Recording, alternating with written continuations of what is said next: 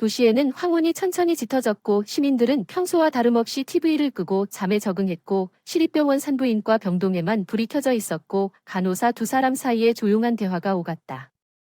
슬퍼할 건데 가버렸어요. 진이가 친구를 안심시키기 위해 적절한 말을 찾으려고 노력 중이라고 했어요. 내 모든 걸 이해해요. 난 그냥 그 사람을 매우 사랑해요. 10년 안에 그 사람에게 아들을 줄 수 없었기 때문일 거라고 확신해요. 그의 친구들은 모두 아버지들 그리고 난 39세에 이렇게 나를 필요로 하는 불임이야? 앨런이 눈에 눈물을 흘리며 외쳤어. 평범한 남자는 결코 좋은 아내를 떠나지 않을 거야. 인생이 당신을 그에게서 해방시켰어. 이에 대해 지니가 대답했어. 앨런은 침묵만 지켰을 뿐이야. 쉬었어. 지니는 집에서 그녀를 기다리고 있는 사랑하는 남편과 아이들이 있었기 때문에 앨런은 정말로 폴이 떠난 후 모든 것이 너무 재미없어 보였던 아파트로 돌아가고 싶지 않았다고 말했습니다. 그날 아기를 품에 안고 있는 부모들의 행복한 얼굴을 보면서 엘렌은 어린 엄마들이 아기를 품에 안고 사랑과 보살핌으로 그를 감싸주길 바라는 간절한 부러움을 느꼈습니다. 엘렌은 그때부터 간호사가 되는 꿈을 꾸어왔습니다. 어린 시절 그녀는 어머니의 흰색 셰프 코트를 입고 오랫동안 거울에 비친 자신을 간호사로 표현하는 것을 좋아했습니다. 어머니는 딸의 욕망을 보고 확실히 지원했으며 방과 후 앨런은 간호학교에 등록하여 산부인과 병원에서 일했습니다. 앨런은 자신의 소중한 꿈을 실현하도록 도와준 어머니를 따뜻하게 기억했습니다. 불행하게도 불과 6개월 전에 교활한 질병이 불행한 여성의 목숨을 앗아갔습니다. 앨런은 사랑하는 사람을 심각하게 잃었고 이제 폴은 그녀를 다른 여성에게 맡겼습니다. 고통스러운 기억. 엘렌은 지니의 목소리에 끌려 나왔다. 엘렌 7병동으로 가자. 거기 심각한 상태로 입원한 여성이 있는데 기차역에서 병이 나서 의식을 잃었다고 한다. 노숙자 같은데 배가 엄청 크다. 어쩌면 쌍둥이가 있을 것 같다. 어려운 출산이 우리 앞에 놓여 있음을 느낍니다. 엘렌은 슬픈 생각을 즉시 일축하고 친구를 따라 놀랐습니다. 진통 중인 여성은 아주 어리게 보였고 20세도 안 되어 보였고 육체적으로 지치기 직전이었습니다. 엘렌 그 소녀에게 다가가 걱정스럽게 그녀에게 말을 걸어 그녀의 기분이 어떤지 물었고 소녀의 눈에 그녀의 이름이 무엇인지 물었습니다. 그녀의 눈은 즉시 그녀가 여기서 도움을 받을 것이며 그녀의 이름이 샌드러라고 판단되지는 않을 것이라는 희망의 빛을 반짝였습니다. 앨런은 곧 샌드러가 끊임없는 진통을 시작했고 1시간 후에 쌍둥이 3명과 남자아이 2명과 여자아이가 태어났습니다. 부서장 의사는 젖은 냅킨으로 이마를 닦으며 피곤에 지쳐 중얼거렸습니다. 이건 믿을 수 없는 내 진료 동료입니다. 이것이 첫 번째입니다. 그런 경우에만 그 소녀는 전혀 행복해 보이지 않았습니다. 그녀의 커다란 담비 같은 눈 한구석에 눈물이 고여 있었고 특이한 출산 여성을 둘러싼 흥분이 가득한 저녁에는 그 안에 기쁨이 전혀 없었다는 것이 분명했습니다. 점점 희미해지는 엘렌은 산드라를 바라보며 병동을 들여다보았고 왜 슬프나요? 자기야, 당신은 그런 행복을 자랑스러워해야 해요. 새아기 많은 사람들이 이것에 대한 꿈만 꾸죠. 산드라는 눈물을 닦고 코를 훌쩍이며 짧게 대답했습니다. 나는 행복할 것이 없어요. 어떤 사람들은 행복하다고 다른 사람들은 그렇지 않다고 말했지만 그녀는 벽으로 돌아섰다. 앨런은 조용히 지나갈 것이라고 약속한 그날 밤 고개를 저으며 자기 자리로 갔다. 그 여자는 사랑에 관한 소박한 소설을 읽으며 시간을 보내고 있었지만 아쉽게도 그녀는 운명이 아니었다. 그런 책을 즐기려고 어떤 소음에도 예민하게 반응하던 엘렌은 갑자기 복도를 조심스럽게 걸어가는 아기 몇 마리의 집단 울음소리를 듣게 되었고 그 울음소리는 아기 3명을 데리고 있는 병동에서 온 것임을 간호사가 문을 열자 그녀는 그것을 보았다. 엘렌, 교대 시간이 거의 끝났습니다. 집에 갈 시간이에요. 벌써 잠부족으로 눈이 붉어지네요. 지니가 친구의 어깨를 껴안고 말했습니다. 제니가 고마워요. 걱정되지만 난 좀 더 일할 거야. 전혀 피곤하지 않아. 그들과 함께 앉을 거야. 아무도 필요하지 않아. 그들은 당신의 가족이 아니고 결코 될 수 없다는 걸 알잖아. 행운을 빕니다. 집에 간다고 지니는 작별 인사를 했고 엘렌은 이미 법적 휴가를 받았음에도 불구하고 아기를 계속 돌봤고 산부인 과장이 요청해 따라 그 여성은 집에 가서 쉬기로 동의했지만 대신 앨런은 아기를 입양할 가능성에 대해 알아보기 위해 후견 사무실에 갔습니다. 오해하지 마십시오. 그러나 우리는 귀하의 요청을 받아들일 수 없습니다. 귀하의 결혼 상태로 인해 새 자녀를 키울 수 없습니다.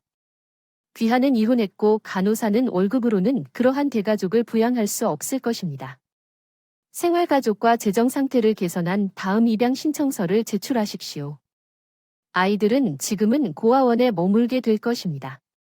아동복지 담당관은 좌절감에 앨런이 집에 돌아갈 수 없다고 말했습니다. 그날 앨런은 저녁까지 울고 있었다. 아기들과 헤어지는 괴로움이 그녀의 심장을 짓눌러 참을 수 없는 상심을 일으켰다. 어느새 찢어진 달력의 페이지가 바스락거리며 석 달이 지나갔다. 지니는 친구가 노력하지 말라고 만류했다. 아기들의 양육권을 얻으려면 앨런 정신을 차리세요. 왜 목에 그런 부담이 필요합니까? 아이들 3명은 너무 무거워서 인생을 정리해야 하지만 다른 사람들을 정리하려고 노력하는 중입니다. 이해하지 못하는 지니 나는 그들을 사랑하고 그리고 가족 같은 느낌이 들고 개인 생활을 고칠 시간도 충분하다고 자신 있게 대답했다. 주말마다 고아원에서 아이들을 찾아다니던 앨런은 퇴근길에 한 번은 피곤해 보이는 산드라를 보고는 지쳐 몇 살은 더 늙어 보이게 된 앨런은 처음에는 그냥 지나갈 생각이었지만 태만한 엄마에게 다가가 인사를 했습니다. 당신은 양심의 가책도 없는 걸로 압니다. 어떻게 당신의 아이들을 버리고 당신의 마음대로 살아갈 수 있겠습니까? 너랑 아무 상관없는 듯이 존경하는 소녀는 눈을 내리깔고 눈물을 닦으며 말했지. 지방에서 수도로 왔다고 18살에 호텔 가사 도우미 약속을 받았는데 고객에게 임신을 했고 돈도 없어 살 곳도 없이 쫓겨났습니다. 목숨을 끊고 싶었는데 의지가 약해서 앨런에게 그 소녀의 고백에 충격을 받은 친척이 있나요? 아무도 없어. 난 고아야. 산드라에게 대답하고 눈물을 흘렸어. 알았어 자기야. 그만 나와 함께 거리를 그만 헤매지 않으면 문제가 생길 거야. 앨런이 이미 집에 있는 소녀의 손을 잡고 차 한 잔을 마시자고 제안하자 그녀는 샌드러에게 아기 이름이 타머스 말리라고 말했고 그레그는 정말 잘 지내나요? 소녀는 희망적으로 그렇다고 물었고 나는 때때로 그들을 방문합니다. 앨런은 소녀의 음성 메모에서 다음날 아이들에 대한 관심과 그리움을 들었습니다. 앨런 샌드러가 슈퍼마켓에서 일하는 친구 중 한 명이 일자리를 찾는데 도움을 주었고 판매 구역의 계산원이 충분하지 않다고 오랫동안 불평했습니다. 샌드러는 이 말을 듣고 행복하게 거기 제안에 뛰어들었습니다. 아이들을 어떻게 돌려보내야 할지 열심히 생각해야 한다고 앨런은 이번에는 후견인에게 가기 전에 웃었다. 그 여성은 더 철저하게 준비했다. 그녀는 직장에서 참고 자료와 소득에 관한 자료를 가져왔다. 모든 것을 알 수 있도록 변호사와 상담하는 것도 잊지 않았다. 후견인 신청의 모든 과정 후견인 서비스는 앨런을 2번째로 만나서 매우 놀랐습니다. 그러나 이제 그 여성의 서류 작업은 완벽했고 그녀의 청원은 승인되었습니다. 그녀의 끈기와 인내 덕분에 한 달 정도 후에 앨런과 샌드러는 할 수 있었습니다. 교대로 일했기 때문에 아이들을 고아원에서 데리고 나가기 위해 그들은 교대로 아이들을 돌보았고 행복한 여성들이 되돌아볼 수 있기 전에 시간은 빨리 지나갔습니다.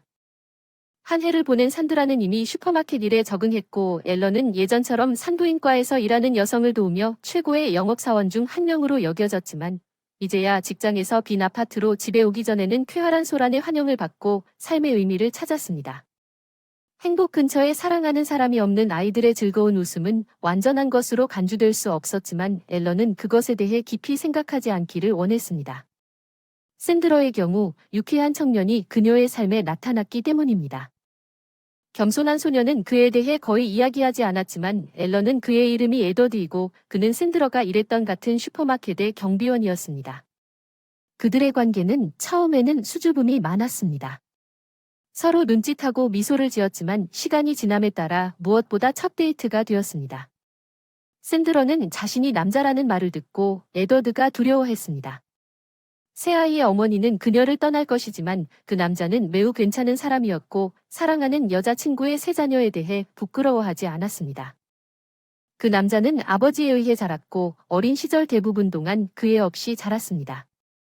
엄마 사랑에 빠졌나요? 산드라가 앨런에게 물었어요. 그 사람 정말 착하고 나한테 결혼하자고 하더군요. 우리는 이미 날짜를 정했어요. 친구들과 결혼식을 올리고 레스토랑에서 축하할 거예요. 와. 그거군요. 소식 잘 됐고 제대로 된 드레스가 없어서 시간 맞춰 알려줘서 고마워요. 앨런은 산드라와 잘 지내고 있어서 기뻐하며 웃었다고 어느 달이 지나고 기다리던 결혼식 날이 결혼식에 도착했다. 부부는 반지를 교환한 후 동료들과 에드워드의 아버지와 엘렌을 초대했고 신혼부부는 레스토랑에 갔다. 엘렌은 집에 가기로 결정했다. 여자는 유모에게 남겨진 아기들을 걱정하고 있었고 엘렌은 놀랍게도 조지 에드워드의 아버지가 그녀를 에스코트하겠다고 자원했다. 글쎄요, 젊은이들과 여기서 무엇을 해야 할까요? 그들이 재미있게 놀 수 있도록 그는 앨런의 집으로 가는 길에 앨런이 질문하는 표정을 보고 설명했습니다. 그들은 이야기를 나누게 되었습니다. 그 남자는 아내가 죽은 후에 자신의 삶을 우리 누구에게도 묶을 수 없었다고 말했습니다. 오랫동안 그녀의 목숨을 위해 싸웠지만 소용이 없었습니다. 목소리가 슬픈 그 남자는 앨런의 아파트에 들어서자 즉시 그녀의 집에 남자의 손이 없고 문 경첩이 삐걱거리고 기름칠이 필요하며 경납고가 없다는 것을 알아차렸습니다. 복도가 무너질 수도 있어요. 내일 도구를 가지고 와서 다 고치는 게 어때요? 예, 괜찮습니다. 이제 케이크가 우리를 기다리고 있다고 여자는 미소를 지으며 유쾌하고 편안한 분위기에서 저녁을 보냈고 엘렌은 아이들과 함께 놀다가 오랫동안 그렇게 좋은 휴식을 취하지 못했다고 생각하고 조지는 집에 돌아갔습니다. 조지는 약속을 지켰고 일주일 안에 앨런의 아파트를 고쳤습니다. 그 여자는 기뻐했습니다. 이렇게 반갑고 유쾌한 손님은 스스로도 눈치채지 못한 채 그들의 관계가 우호적인 것에서 더 많은 것으로 성장했고 이제 샌드러가 앨런을 위해 기뻐할 차례였습니다. 물론 처음에는 앨런과 조어지는 그들의 관계를 과시하지 않았고 10대처럼 수줍어했지만 나중에는 그들은 딜라잇 오브 샌드러와 에더드의 자신을 커플로 발표했습니다. 와우, 이제 또 다른 결혼식이 우리를 기다리고 있습니다. 즐거운 신혼부부가 일제히 반응하여 앨런과 조어지는 미소를 지었고 3개월 후 그들은 그들의 관계를 합법화했습니다. 앨런은 조어지와 함께 살기 위해 갔습니다. 도시 외곽의 작은 집 샌드러는 종종 앨런의 초대에 따라 아이들을 데리고 그곳으로 자연과 깨끗한 공기가 있는 곳에서 앨런은 마침내 완전히 행복해졌습니다. 새쌍둥이 옆에 사랑하는 남자가 있어서 그녀는 자신의 여동생이자 행복한 샌드러로 사랑했던 사람입니다. 약 6개월 후 앨런은 자신이 임신했다는 사실을 알게 되었습니다.